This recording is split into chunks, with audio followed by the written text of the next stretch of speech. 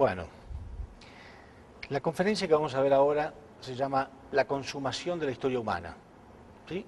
O lo que es lo mismo, los últimos días. ¿Por qué? ¿De qué trata esta conferencia? En realidad, los creyentes han estado esperando siempre los últimos días. Y ya hemos mencionado varias veces que, por todo lo que hemos visto en las conferencias y lo que vamos a seguir viendo, que estamos ahora en los últimos días. Pero ¿qué significa los últimos días?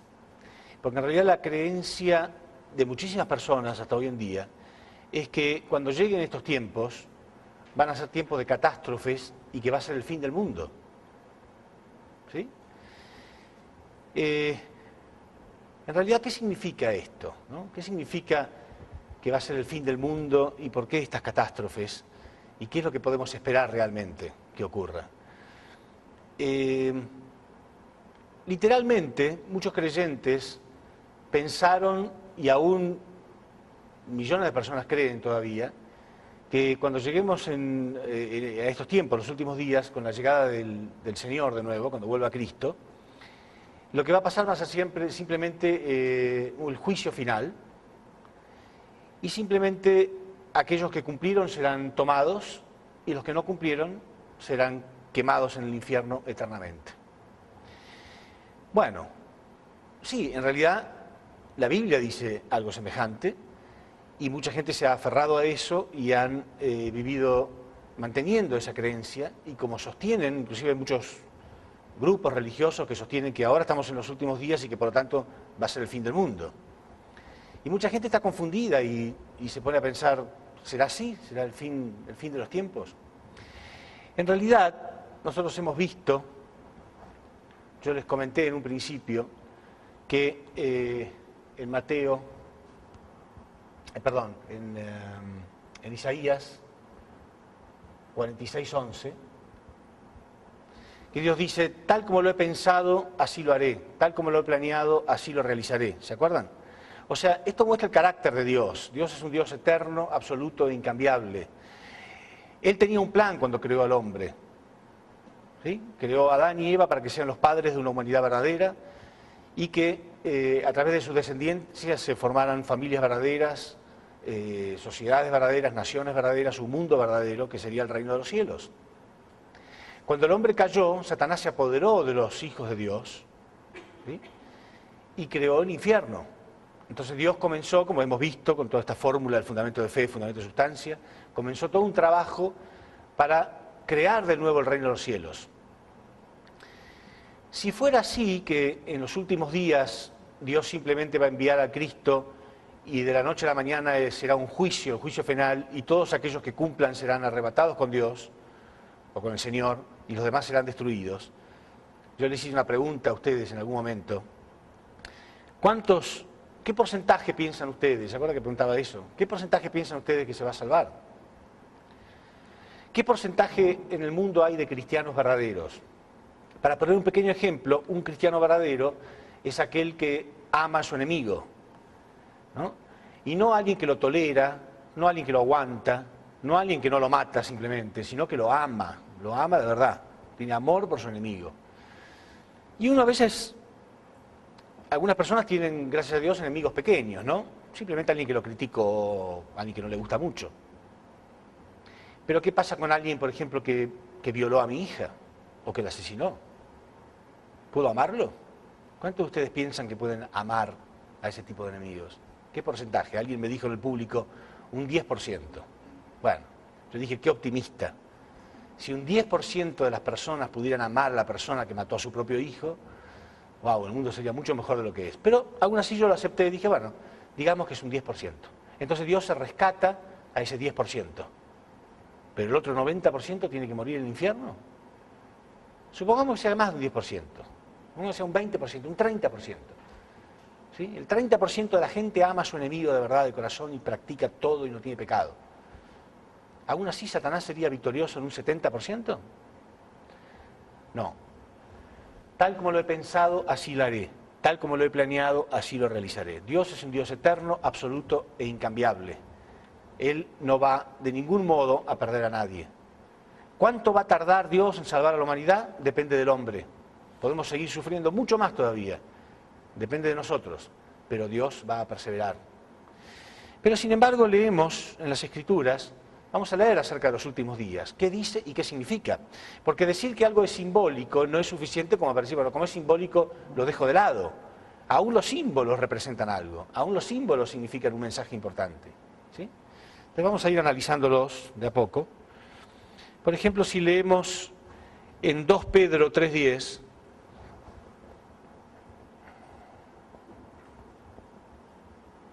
habla de los últimos días y dice, pero el día del Señor, o sea, cuando venga el Señor, vendrá como ladrón en la noche, en el cual los cielos pasarán con gran estruendo y los elementos ardiendo serán deshechos y la tierra y las obras que en ella hay serán quemadas. O sea que la tierra se va a quemar en los últimos días. Y hay muchas partes en la Biblia que mencionan algo semejante, que en los últimos días la tierra se va a quemar. En Mateo 24:29,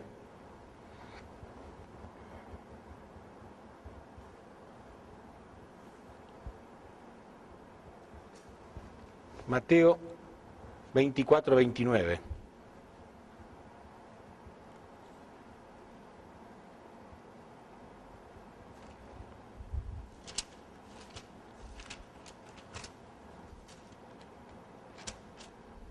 Dice, e inmediatamente después de la tribulación de aquellos días, el sol se oscurecerá, y la luna no dará más su resplandor, y las estrellas caerán del cielo, y las potencias de los cielos serán conmovidas. Entonces aparecerá la señal del Hijo del Hombre en el cielo, y entonces lamentarán todas las tribus de la tierra, y verán al Hijo del Hombre viniendo sobre las nubes del cielo con gran poder y gran gloria. De nuevo, qué bueno, ¿no? En cierto sentido, sería mucho más fácil. Creemos que va a ser algo milagroso, ¿no? Que en las nubes del cielo llegará el Señor con un coro de ángeles, con trompetas. Entonces, ¿quién va a tener duda? Nadie va a tener duda, ¿no? Aún el más ateo de pronto si ve a Cristo llegando en las nubes con un coro de ángeles y trompetas. Después vamos a ver en otras conferencias que hay versículos en el Apocalipsis que dicen que el Señor va a ser perseguido cuando venga, que habrá gente que va a creer en Él y lo va a seguir, los suyos, los llamados elegidos y fieles, pero habrá otros que no van a creer y van a perseguirlo. Bueno, qué raro, ¿no? Si viene el Señor en las nubes del cielo, con gran poder y gran gloria, con un coro de ángeles, con trompetas, ¿quién no va a creer? Y dice que cuando esto ocurra, entonces también, de nuevo, todo será quemado y la tierra será destruida. Si leemos en la primera, los Tesalonicenses, capítulo 4, versículo 16.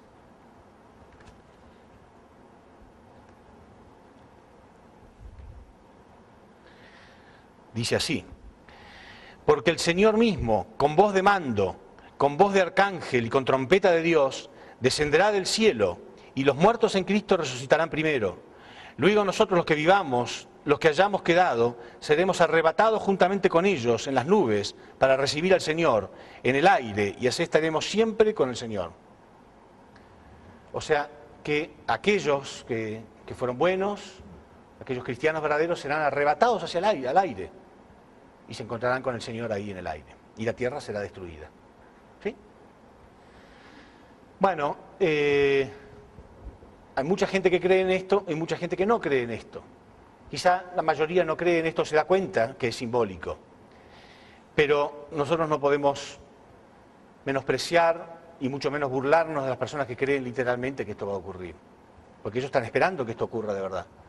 Y a veces suena un poquitito, para el que ya entendió, a lo mejor suena un poquitito hasta gracioso, podríamos decir. Yo sé que hay algunos lugares, un misionero cristiano, amigo mío, había sido misionero en Bahamas, y decía que ahí él veía, por ejemplo, carros de cristianos fundamentalistas que llevaban una calcamonía atrás, ¿no? Que decía, cuidado, porque el que maneja es un cristiano verdadero, y si Cristo llegara en ese momento el auto podría quedar sin conductor. Bueno, ese sería el menor de los problemas, que el auto quede sin conductor. La tierra se va a prender fuego, se va a destruir todo. ¿Qué problema hay que un auto se quede? Pero ellos lo creen así literalmente.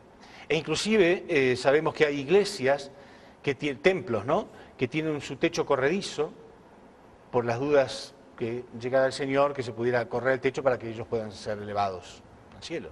¿Está bien? Es así. Con todo respeto lo digo, hay gente que cree en esto, vamos a aclarar, porque para eso estamos en los últimos días, para ver qué es lo que significa esto. ¿Sí? La Biblia también dice que en los últimos días será el fin de los misterios y que tendremos que profetizar nuevamente, Apocalipsis 10:11, profetizar nuevamente contra muchos pueblos, muchedumbres, naciones, lenguas y reyes. Entonces, ¿para qué profetizar? ¿Para qué volver a enseñar a todos si todo se va a prender fuego y todos van a ir al infierno, ¿no? Pero además dice que será el fin de los misterios y como dijimos, estas cosas son misterios. La gente quiere saber realmente qué es lo que va a ocurrir. ¿Sí? Bueno, por suerte la Biblia también nos aclara en realidad en todo momento qué es lo que las cosas, aún escritas en forma simbólica, significan. Si nosotros observamos en realidad, vamos a analizar un poco gráficamente cómo era el plan de Dios. ¿Sí? Dios creó al hombre para que el hombre girara alrededor de su voluntad. ¿Sí? Dios en la posición de sujeto, nosotros en la posición de objetos estaríamos girando, para decirlo de algún modo, alrededor de la voluntad de Dios. Cuando el hombre llegara a la perfección, cruzando por las 3 etapas, etapa de formación, crecimiento y perfeccionamiento, cuando el hombre cruzara por estas 3 etapas, al llegar a la perfección, estaría conectado completamente con la voluntad de Dios. O sea, dicho en estas palabras, estaría girando alrededor de la voluntad de Dios. ¿Sí? Bueno, podemos decir, como Adán y Eva llegaron a cubrir la etapa de formación y la etapa de perfeccionamiento, la etapa de formación y la etapa de crecimiento, podemos decir que ellos giraron alrededor de Dios un tercio, ¿sí? Y otro tercio. Pero la última etapa, esta, no se cumplió. ¿Se entiende? O sea, es como si esta última parte no se haya cumplido. Entonces el hombre giró alrededor de la voluntad de Dios un poco y acá se desvió. Y empezó a girar alrededor de la voluntad de Satán. ¿Sí? Entonces, hay momentos providenciales, hay tiempos providenciales, donde Dios intenta recuperar al hombre para que vuelva a girar alrededor de su voluntad. Y eso es lo que la Biblia llama los últimos días y el fin del mundo. ¿Pero qué fin de qué mundo? El fin de este mundo. No literalmente el fin del planeta Tierra. Y ya lo vamos a ver en la Biblia que lo aclara muy bien. Dicho en otras palabras, Dios, eterno, absoluto e incambiable, va a recuperar al hombre dentro de su dominio. Y el hombre cayó bajo el dominio satánico. Adán, Eva y sus hijos. Familias falsas, sociedades falsas, naciones falsas, un mundo falso.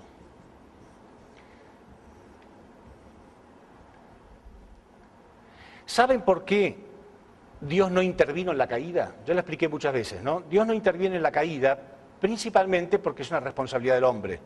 ¿Sí? El hombre tiene su libre albedrío, su parte de responsabilidad. Pero aparte, porque en todo lo que tiene que ver algo Dios, hereda las características de Dios de ser eterno, absoluto e incambiable. El mal no. El mal no tiene nada que ver con Dios. Por lo tanto, al no tener nada que ver con Dios, sí o sí puede llegar a un punto máximo de desarrollo, pero después tiene que caer.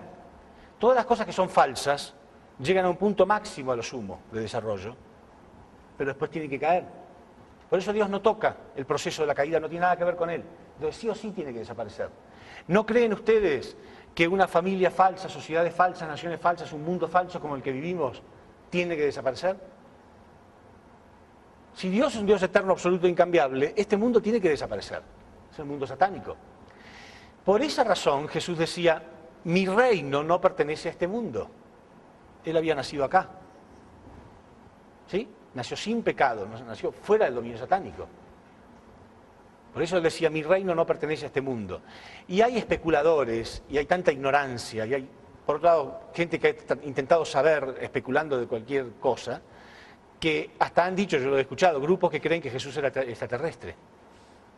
Porque él decía que él no pertenecía a este mundo. Pero no se refiere literalmente a este planeta. Él nació en este planeta. Todos saben que nació en este planeta. ¿Se entiende la diferencia? Lo que estoy hablando de los dos mundos, ¿no? Son dos mundos, no dos planetas. Son dos mundos diferentes, el mundo del mal y el mundo del bien. Entonces, cuando la Biblia dice que el mundo será destruido, significa esto. Esto va a ser destruido. ¿Sí? Y vamos a verlo. Ahora lo voy a probar bíblicamente. Entonces, hay momentos providenciales donde el hombre establece ciertas condiciones y Dios tiene la posibilidad de recuperar al hombre. La primera vez fue en la época de Noé. En la época de Noé también fueron los últimos días. Leámoslo.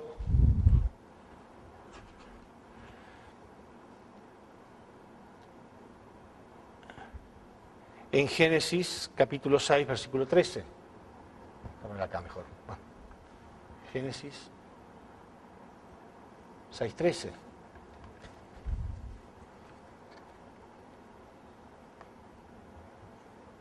Dice así.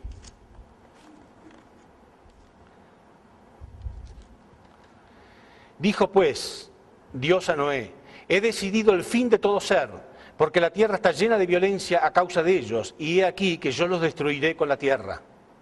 Y he aquí que yo los destruiré con la tierra. ¿Destruyó Dios el planeta en la época de Noé? No, el planeta siguió existiendo. ¿Sí? Son momentos, ¿no? Momentos donde Dios intenta terminar con esto. En la época de Noé, si se hubiera establecido correctamente el fundamento, dijimos Dios podía haber enviado al Mesías en aquella época. Como esto falló, entonces, vemos en Malaquías 3:19 que Dios vuelve a intentar los últimos días en la época de Jesús. La época de Jesús también iban a ser los últimos días. Malaquías 3:19.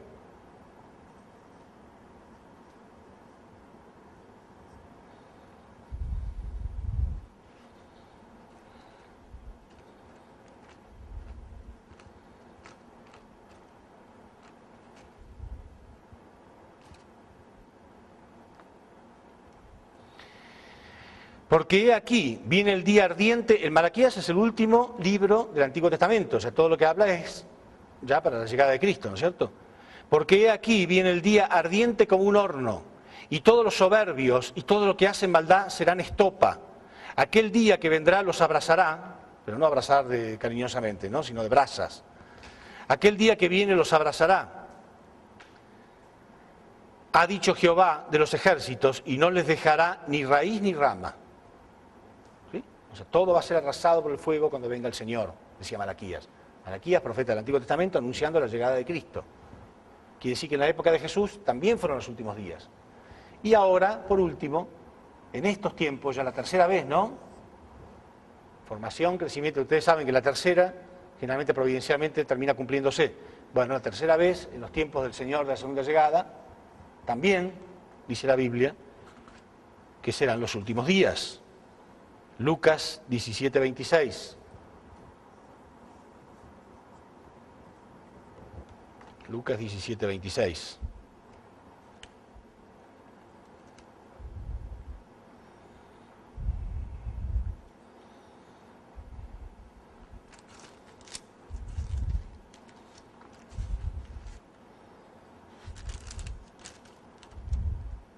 Dice, como fue en los días de Noé, así también serán los días del Hijo del Hombre. Comían, bebían, se casaban y se daban en casamiento, hasta el día en que entró Noé en el arca y vino el diluvio y los destruyó a todos. Así mismo será en los días de la llegada del Señor. Repito, como fue en los días de Noé, así también serán los días del Hijo del Hombre. Comían, bebían, se casaban y se daban en casamiento, hasta el día en que entró Noé en el arca y vino el diluvio y los destruyó a todos. Quiere decir que en los días de la llegada del Señor también será igual que en la época de Noé. O sea, hubo 3 intentos de Dios. Este es el tercer intento de los últimos días. Y acá estamos. Entonces, ¿es una buena noticia o una mala noticia? Cuando se pierde uno de estos intentos, el hombre tiene que estar miles de años girando alrededor de la voluntad, hasta que tiene una nueva oportunidad. ¿Sí? Desde Jesús hasta ahora pasaron 2000 años hasta que el hombre vuelva a tener una nueva oportunidad de girar alrededor de la voluntad de Dios. Quiere decir que los últimos días, en realidad, son una buena noticia, no una mala noticia. Lo del fin del mundo es una buena noticia. Es el fin de este mundo de que todos nos estamos cansados, ¿no es cierto? Un mundo de maldad y de mentira, un mundo falso. Y la construcción de un nuevo mundo verdadero. Bueno, veamos entonces.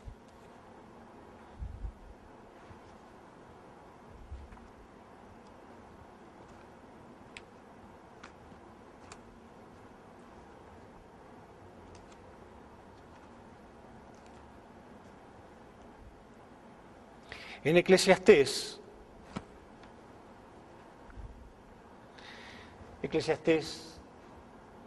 capítulo 1, versículo 4.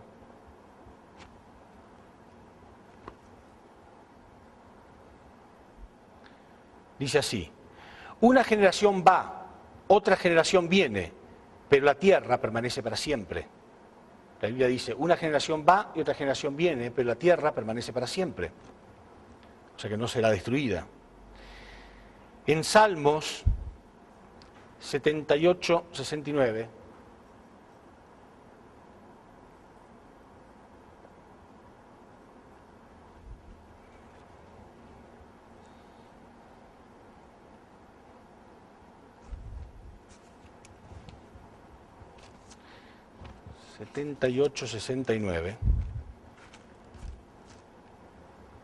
dice: edificó su santuario a manera de eminencia, como la tierra que cimentó para siempre. Hablando de Dios, ¿no? Dice, edificó su santuario a manera de eminencia, como la tierra que cimentó para siempre. O sea, Dios creó la tierra para siempre. En Salmos 37, 29, dice más claro todavía lo que todos sabemos.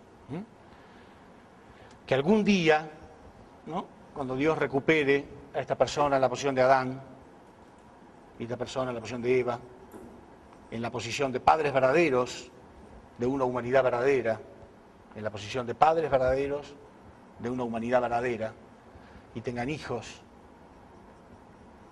Y entonces, dice la Biblia, nosotros tendremos que ser injertados en el olivo verdadero. La Biblia dice que nosotros vamos a tener que ser readoptados. ¿Por qué? ¿Por qué vamos a tener que ser readoptados? Porque caímos bajo un padre falso. Si no, no tenemos por qué ser readoptados. Entonces los hijos, familia verdadera, sociedades verdaderas, naciones verdaderas, un mundo verdadero. Y esto es el reino de los cielos. Bueno, acá en Salmos 37, 29,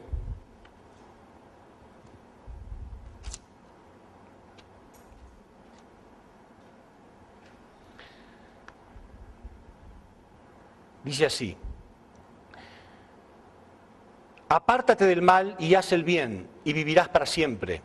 Porque Jehová ama la rectitud y no desampara a sus santos. Para siempre serán guardados, mas la descendencia de los impíos será destruida. Los justos heredarán la tierra y vivirán para siempre sobre ella. Más claro imposible, ¿no?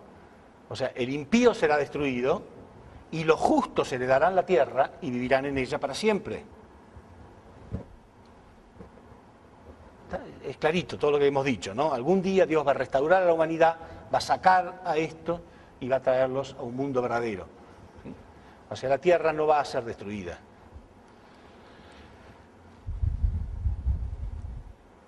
Entonces, ¿qué significa? Entonces, ¿por qué dice que va a ser quemada la tierra? Bueno, es un símbolo, es simbólico. Y vamos a ver que es así. En Jeremías, capítulo 23, 29,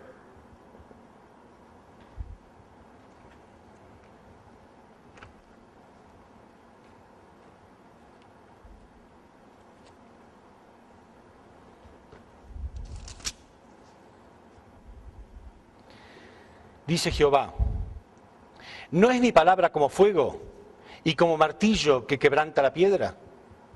¿No es mi palabra como fuego? O sea, la Biblia dice que la palabra de Dios es igual al fuego. pero lo dice varias veces, así que no se preocupen, está muy, muy claro en la Biblia. En Juan 12:48,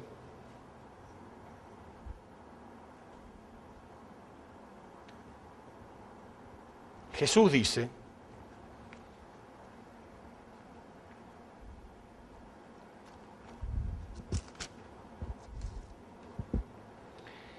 el que me rechaza y no recibe mis palabras, tiene quien lo juzgue. La palabra que he hablado, ella le juzgará en el día postrero. Quiere decir que en los últimos días habrá juicio por la palabra. Vamos a ver cómo dice esto también. En Lucas 12:49,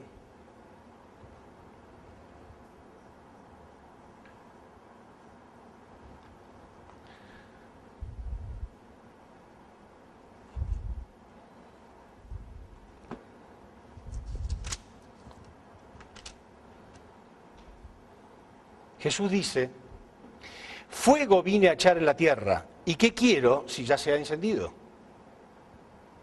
¿Cuándo le prendió fuego Jesús a la tierra? ¿Cuándo? Pero él dice: fuego vine a echar a la tierra, ¿y qué quiero si ya se ha encendido? Pero sin embargo acá él dijo que había echado juicio a través de la palabra. Y la palabra de Dios es igual al fuego.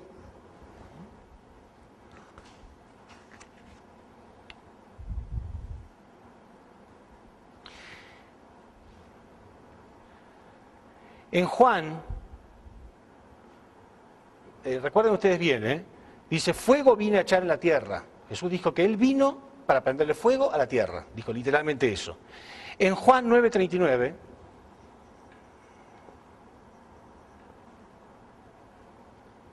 dice: para juicio he venido yo a este mundo. Entonces uno le podría preguntar a Jesús: mira, hace un rato dijiste que viniste para prenderle fuego a la tierra. Ahora dices que viniste para prenderle fuego. ¿En qué quedamos? ¿Para prenderle fuego o para dar juicio? Y él diría: es lo mismo. Lo que pasa es que uno es simbólico y el otro es literal. ¿Se entiende? Sería ridículo que alguien pensara que Jesús literalmente vino a prenderle fuego a la tierra. Aparte dice: y aparte ya lo hice, dice él. ¿Qué persona, por poderoso que sea, puede prenderle fuego a los humos? Podrá prenderle fuego como hizo Nerón, que le prendió fuego a Roma. Pero al planeta entero, el planeta entero está formado por 70 y pico % de agua. Hay mucha agua en el mundo, hay muchos océanos. ¿Quién puede prenderle fuego al planeta? Bueno, yo me río. Hay gente que lo cree. En realidad es imposible. Lógicamente, científicamente hablando, en la práctica es absolutamente imposible. No se puede prender fuego a un planeta. A lo mejor si dijera que va a ser destruido con un meteorito gigante, bueno, podría ser, pero fuego no es posible. El 70% es agua. Bueno, en realidad todo esto representa juicio por la palabra. En Santiago, capítulo 3, versículo 6, dice: la lengua es fuego. La lengua representa el fuego.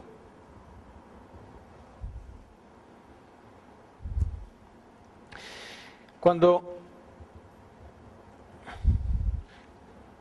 nosotros vemos en el Génesis, ¿ustedes se acuerdan? Adán y Eva pecaron, se apartaron, y Dios dice que tuvo que poner querubines, que son ángeles, para evitar que el hombre alcanzara el árbol de la vida, ¿se acuerdan? O sea, ya el hombre no podía alcanzar el árbol de la vida. Y dice querubines con espada de fuego, espada flameante. Significa, el hombre no puede alcanzar el árbol de la vida a menos que pase por eso, a menos que pase por el juicio de la palabra. ¿Pero qué significa el juicio de la palabra? En realidad, dijimos que se profetizan que la tierra se va a prender fuego, ya sabemos lo que significa simplemente el juicio por la palabra, pero también dicen que el sol y la luna se van a oscurecer y que las estrellas caerán del cielo. Bueno, si pensamos en forma lógica también, la estrella más pequeña que existe en nuestra galaxia es el Sol. y es miles de veces más grande que la Tierra. Entonces sería más lógico que la Tierra caiga sobre el Sol y no que el Sol caiga sobre la Tierra. Pero además dicen, las estrellas caerán, ¿no? Bueno, ¿qué significa? ¿Qué significa, según la Biblia, el Sol, la Luna y las estrellas? En realidad nosotros ya lo dijimos, ¿cierto? Cuando hablábamos en otra parte de la conferencia, dijimos en la parte de José, ¿se acuerdan? José, el hijo de Jacob, tenía sueños persistentes, revelaciones, donde el sol, la luna y 11 estrellas se inclinaban delante de él. Entonces él le preguntó a su padre qué simbolizaban, qué simbolizaba este sueño, qué simbolizaba el sol, la luna y las estrellas, y el padre le dijo que simbolizaba a él, o sea, al padre, a su madre y a sus hermanos, o sea, los hijos del padre y la madre. Entonces, ¿qué quiere decir cuando dice, con la misma clave bíblica, ¿no? Cuando dice que el sol y la luna no darán más su luz y que las estrellas caerán del cielo? Bueno, nosotros vemos que Dios quería restaurar a los padres verdaderos, ¿sí? Adán en la posición de padre, Eva en la posición de madre. Cuando Jesús llegó a la perfección, ¿no? El Mesías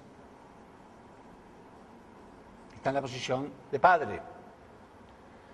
Pero la esencia femenina, en la posición de madre, la ocupa el Espíritu Santo.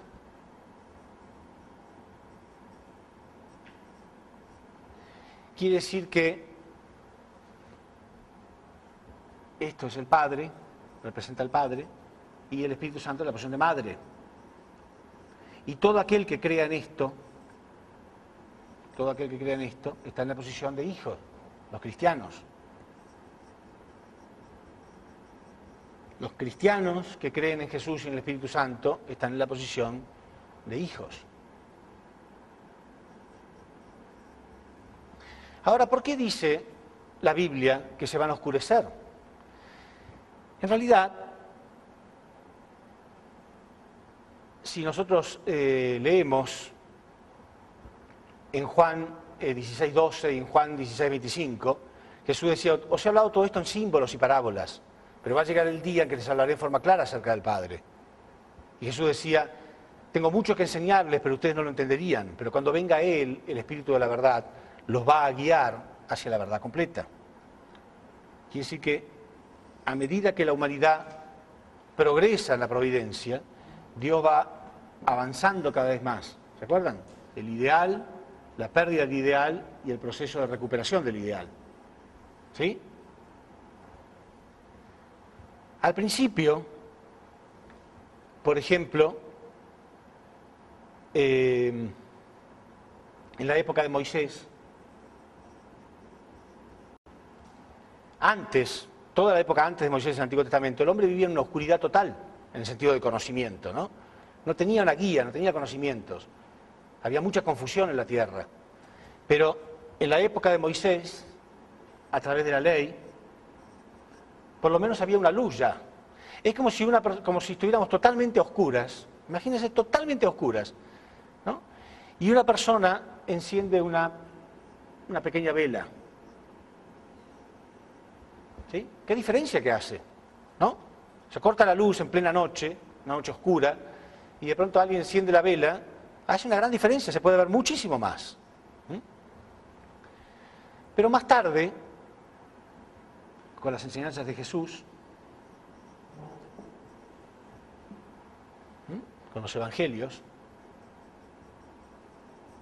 es como si volviera la luz eléctrica, como si alguien prendiera una luz eléctrica, un foco, ¿no? Un foco eléctrico. Si se prende un foco eléctrico, la vela se puede apagar prácticamente, ¿no es cierto? Ya no hay diferencia. Es como si la vela, y si a alguien se le olvida encendida la vela, no hace diferencia. No quiere decir que no haya cumplido con algo, no quiere decir que no haya dado luz. Pero frente a esta luz, esto es como si se apagara. ¿Sí?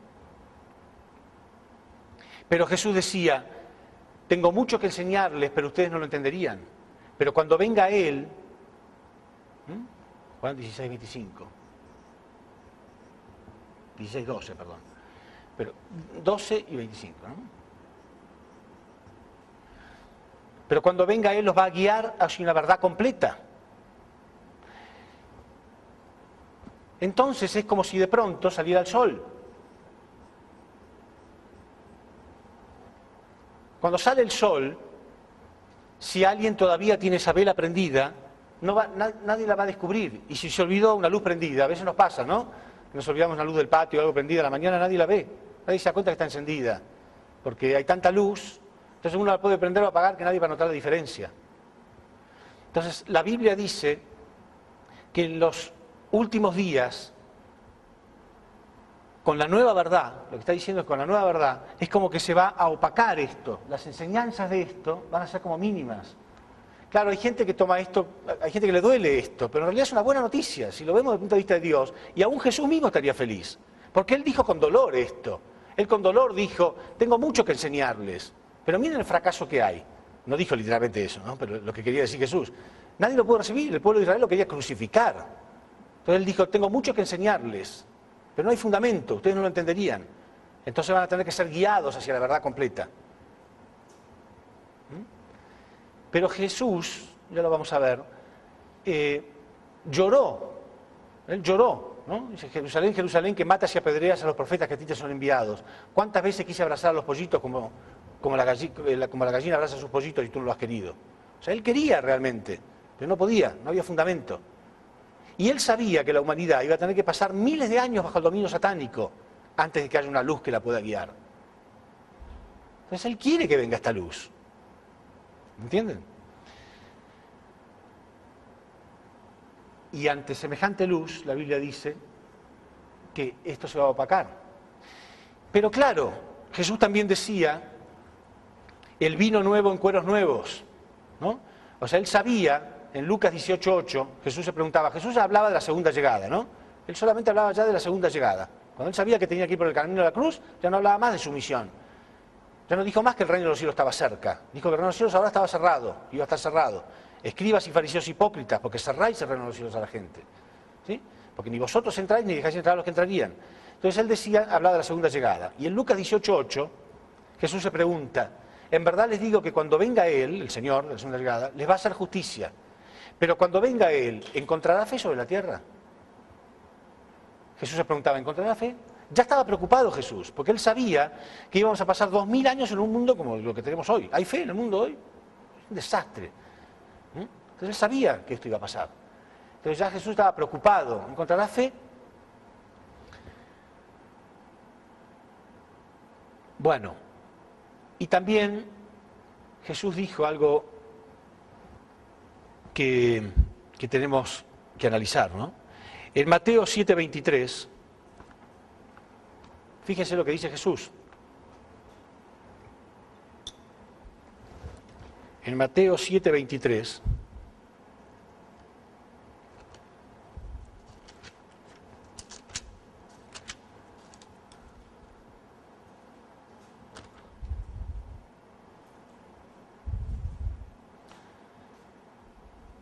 vamos a empezar por Mateo 7:21.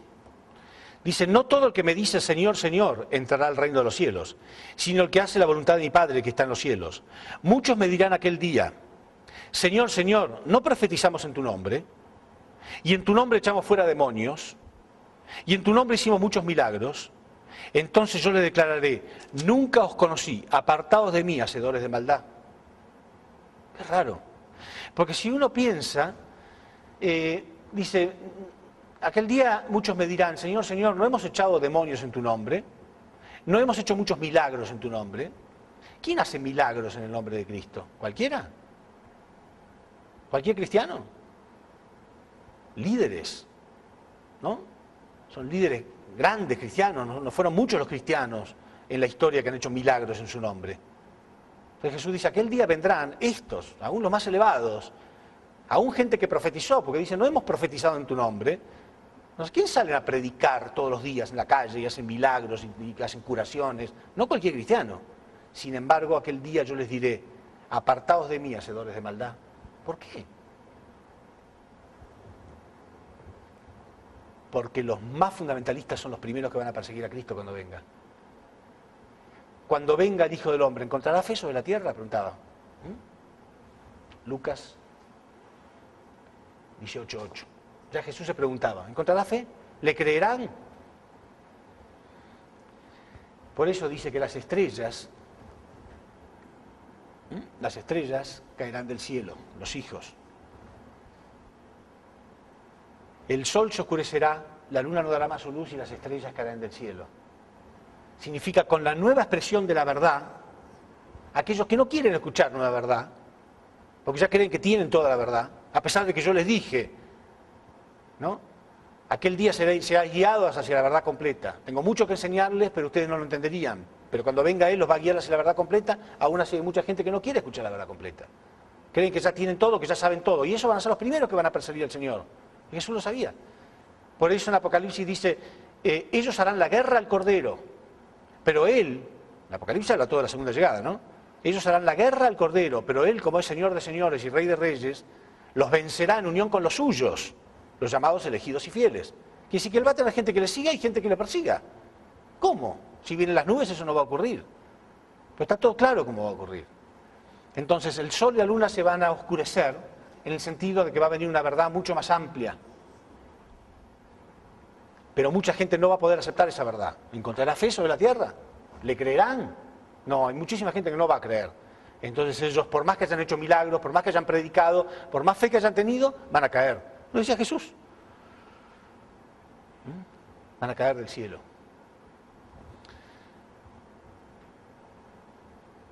Y por último, entonces, ¿qué significa que vamos a ser arrebatados hacia el cielo?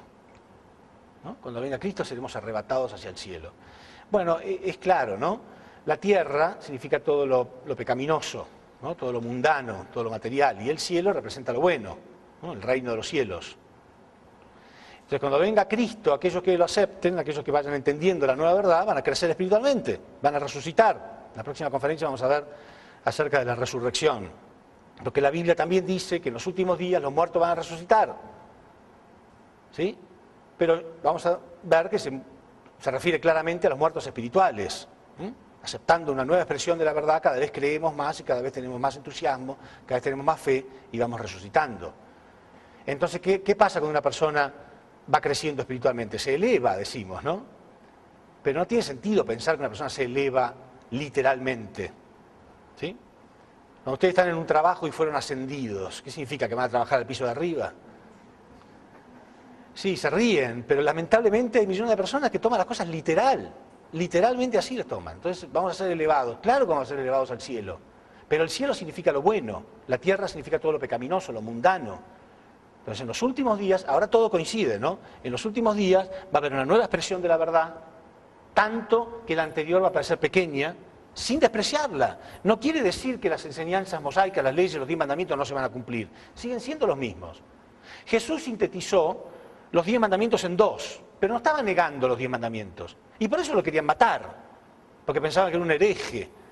Porque a ellos les hubiera encantado que venga Jesús a recitarle palabra por palabra las escrituras del Antiguo Testamento, como hacían los escribas y los fariseos, todo el tiempo con las escrituras en la mano. Y Jesús ni las tocaba, porque en realidad en ningún momento se refiere la Biblia que Jesús estaba discutiendo versículos o cosas, nada, a él no le importaba. Él decía, eso está dando testimonio de mí. ¿Cómo no voy a conocerlo si las escrituras están dando testimonio de mí? Y acá estoy yo, y con todo no queréis venir a mí para recibir la vida. ¿Sí? Pero ellos lo hubieran aceptado a Jesús y él hubiera venido a decir exactamente lo mismo que ellos habían escuchado toda la vida. ¿Para qué? Si viene para decir algo nuevo. Ah, no, nuevo no me vengas con cosas nuevas. Entonces, ¿para qué queremos? ¿Pero es la actitud o no? Es la actitud. Todos queremos la verdad, todos decimos que nos gusta la verdad, ¿no? ¿Pero nos gusta la verdad? ¿O nos gusta la verdad solamente cuando se adapta a al pensamiento que yo tenía antes? Entonces tenemos que tener la fe de recibir la verdad tal como es, aunque me duela. Por eso la Biblia también dice en Apocalipsis que recibiremos un nuevo librito, ¿no? Y que cuando lo traguemos, ¿no? O sea, cuando lo incorporemos en nuestro interior significa, pero cuando lo traguemos será dulce en nuestra boca, pero después nos amargará las entrañas. ¿Sí? El pastor debe conocer todo eso. Es así, la verdad es así. Nos gusta, decimos, me encanta la verdad, ¿no? Le voy a contar una anécdota bíblica, en realidad, una anécdota bíblica, ¿no? Estaba el rey David, ¿sí?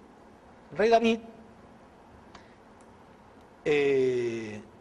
un día ve a Betsabé, que era la esposa de uno de los oficiales de su ejército, y la ve bañándose en el río. Y era muy bonita, entonces le gusta. Entonces él pide averiguar quién era esta mujer y le dicen que era la esposa de Urías. Entonces él escribe una carta pidiendo que lo manden a Urías a la parte más peligrosa de la batalla.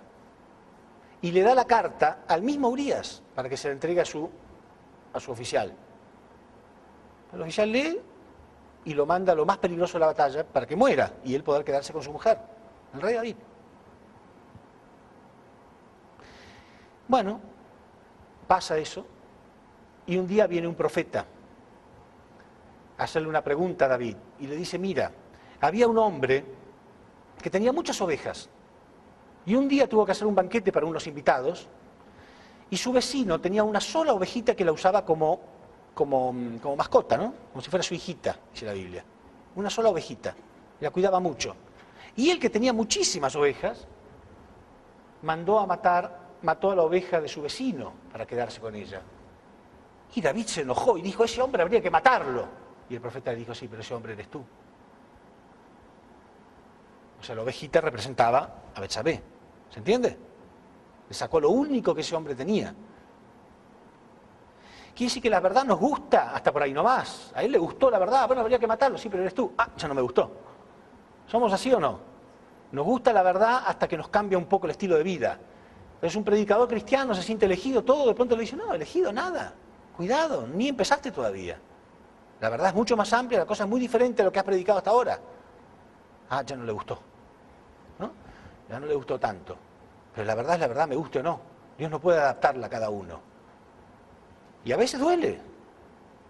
En realidad, a todos nos gusta la verdad, todos necesitamos la verdad y a todos nos duele la verdad.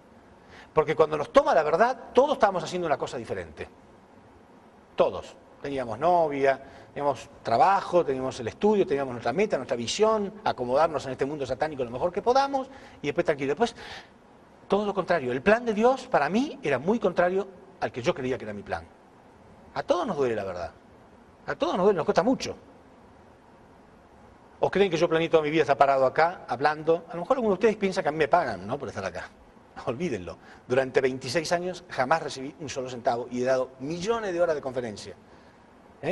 Entonces, mi plan era muy diferente. Era muy, pero muy diferente mi plan. Pero uno tiene que decir, bueno, pero es mi plan. ¿Y cuál es el primer punto de naturaleza caída? No tomar el punto de vista de Dios. Y el primer punto para la restauración es tomar el punto de vista de Dios. Entonces Dios me dice, no, pero yo tengo otro plan. Al principio te vas a sentir como si te hubieran tirado un baldazo de agua helada, porque es totalmente diferente, pero después va a ser tu mundo, ¿no? Después termina siendo nuestra vida, pero al principio duele. Y prácticamente todo el mundo lo toma de sorpresa. Ahora, hay quienes se agachan la cabeza y dicen, bueno, ok, así lo haré. Y otros que se resisten a muerte. Y lo peor, porque por lo menos uno podría ser un fracasado en la providencia, pero con cierta nobleza. Decir, bueno, lamentablemente, ok, está mal. Pero peor es el que lo acomoda y dice, no, ellos son los herejes, es todo mentira. Y empieza a acusar y a perseguir para justificarse de no tener que hacer nada. Ese es peor todavía, porque encima está tratando de torcer la verdad porque él no tiene ganas de seguirla. Porque en realidad el principio divino es totalmente claro. Punto por punto de cada cosa que dice la Biblia. La tierra no se va a prender fuego, las estrellas no van a caer del cielo, el sol no se va a oscurecer, la luna no se va a oscurecer. Es todo simbólico, está clarito en la Biblia lo que significa el fuego, significa el juicio por la palabra. Está clarito que no nos vamos a elevar hacia el cielo y nada, sino que vamos a elevarnos espiritualmente hablando. Vamos a recibir una nueva verdad. Porque no podemos tomar el versículo que me gusta y desechar todos los que no me gustan.